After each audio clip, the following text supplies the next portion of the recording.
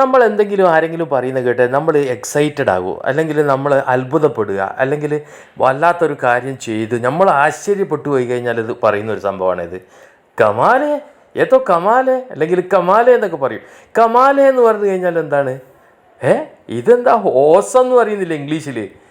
എടാ ഇത് വല്ലാത്തൊരു സംഭവം തന്നെ, ഓസം, അല്ലെങ്കിൽ ഇറ്റ്സ് വണ്ടർഫുൾ. എടാ ഇതൊരു ഒരു സംഭവം തന്നെ കേട്ടോ, നീ എന്നുള്ള രീതിയിൽ നീ ചെയ്തത് ഭയങ്കര സംഭവം തന്നെ. കമാലേ, കമാലേ, അരേ കമാലേ, കമാലേ എന്ന് പറഞ്ഞു കഴിഞ്ഞാൽ അതാണ് പ്രിയപ്പെട്ട സുഹൃത്തുക്കളെ.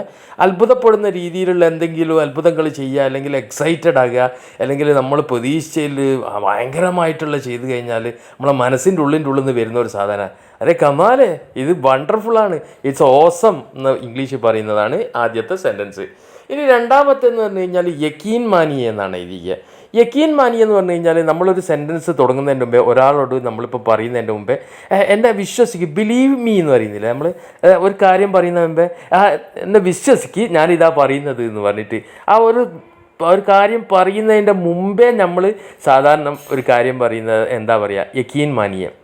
അപ്പോൾ നമ്മളിപ്പോൾ ഇതാ ഞാൻ പറയുന്നത് നീ ഒന്ന് വിശ്വസിക്കണം.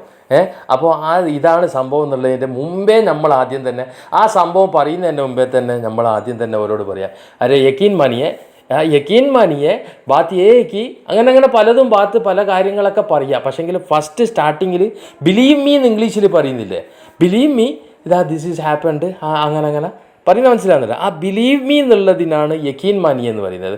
അതൊരു കാര്യം ഒരാളെ ബോധിപ്പിക്കുന്ന സമയത്ത്, അവനെ വിശ്വസിപ്പിക്കുന്ന സമയത്ത് എന്നെ വിശ്വസിക്ക് ഞാനിതാ പറയുന്നത് എന്നുള്ളത് ഇന്നെന്താ പറയുന്നതെന്ന് പറയുന്നത് ആദ്യം തന്നെ പറയുന്ന ഒരു സാധനമാണ്. ഒരു സെൻറ്റൻസ് പറയുന്നതിൻ്റെ മുമ്പേ തന്നെ ഒരു കാര്യം ബോധ്യപ്പെടുത്തുന്നതിൻ്റെ മുമ്പേ തുടക്കത്തിൽ പറയുന്ന ഒരു കാര്യമാണ് ബിലീവ് മീ അല്ലെങ്കിൽ യക്കീൻ മാനിയെ.